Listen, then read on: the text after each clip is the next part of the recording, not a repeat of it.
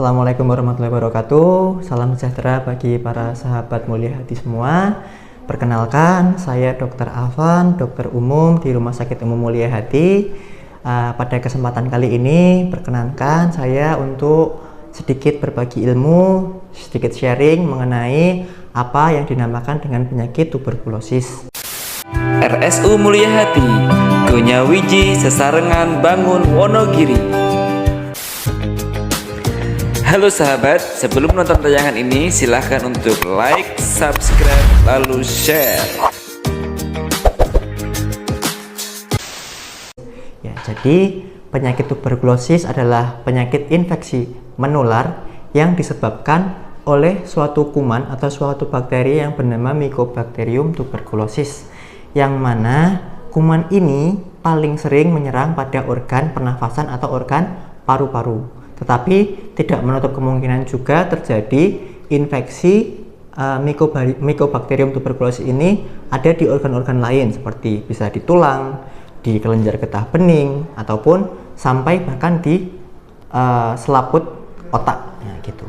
Jadi memang suatu infeksi, tapi pada dasarnya yang paling sering Mycobacterium tuberculosis ini menyerang organ paru-paru. Apakah gejalanya? Nah, kenapa penting kita belajar mengenai tuberkulosis ini? Karena memang Indonesia merupakan suatu negara tropis di mana kuman tuberkulosis ini masih menjadi suatu PR atau suatu penyakit yang jumlahnya sangat banyak di Indonesia dari data. Ya, jadi termasuk salah satu program dari pemerintah yaitu adalah eliminasi dari penyakit tuberkulosis ini pada tahun 2050, dan di Jawa Tengah sendiri kita ditargetkan untuk eliminasi pada tahun 2030 oleh Gubernur Jawa Tengah yang saat ini. Nah, jadi memang suatu perkara besar, padahal saat ini jumlah kasusnya masih sangat banyak gitu. Jadi mengapa penting? Nah, gejalanya apa ketika seorang itu mengalami tuberkulosis? Nah, kita patut curiga seseorang itu mengidap penyakit tuberkulosis atau TBC ini adalah ketika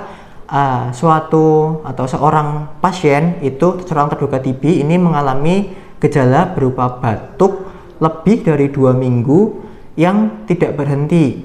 Batuknya kadang bisa disertai dengan batuk darah. Nah, kemudian selama 2 minggu tersebut atau lebih itu bisa disertai dengan demam-demam yang tidak jelas penyebabnya.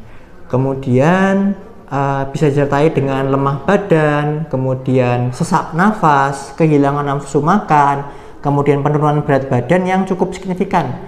Nah, jadi gejala-gejala tersebut apabila memang dialami oleh seseorang, maka kita perlu dicurigai bahwa pasien itu atau seorang itu mengalami infeksi tuberkulosis.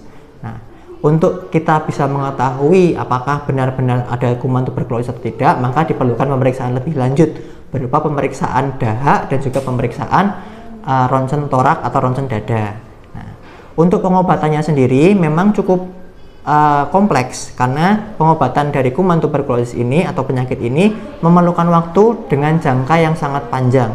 Pengobatannya memakan waktu kurang lebih 6 bulan dengan awalnya atau fase awal sekitar 2 bulan itu nanti seorang yang mengidap tuberkulosis harus minum obat secara teratur setiap hari dan tidak boleh terputus. Intinya adalah pengobatan yang tidak terputus. Kemudian nanti pengobatan akan dilanjutkan sampai jangka waktu 6 bulan atau bahkan bisa lebih, tergantung dari keparahan dari tingkat penyakitnya.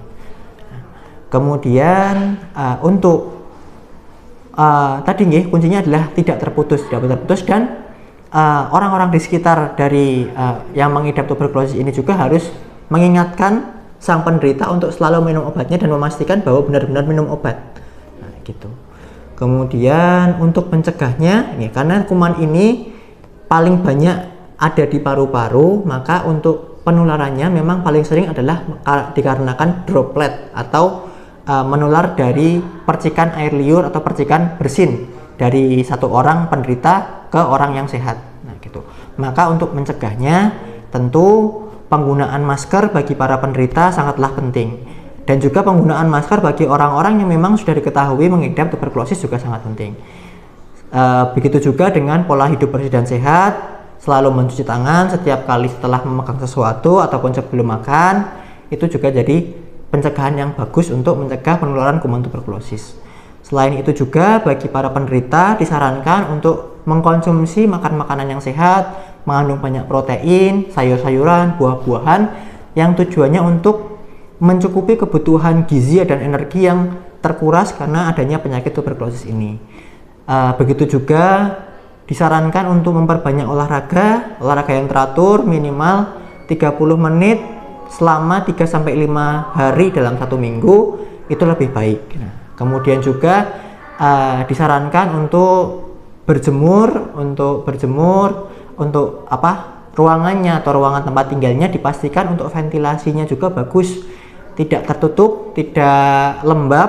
Jadi dibuka jendelanya, kemudian membiarkan sinar matahari itu bisa masuk ke ruangan sehingga sirkulasi udara, pertukaran udara di dalam ruangan itu bisa baik.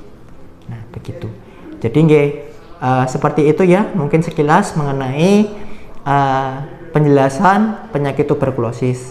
Diperlukan kerjasama dari banyak pihak untuk menyelesaikan masalah kita bersama ini sehingga kuman tuberkulosis bisa sesuai rencana pemerintah, bisa kita eliminasi, bisa kita eradikasi dari Indonesia ini pada tahun 2050. Sekian yang bisa saya sampaikan. Wabillahi taufiq wal hidayah. Assalamualaikum warahmatullahi wabarakatuh.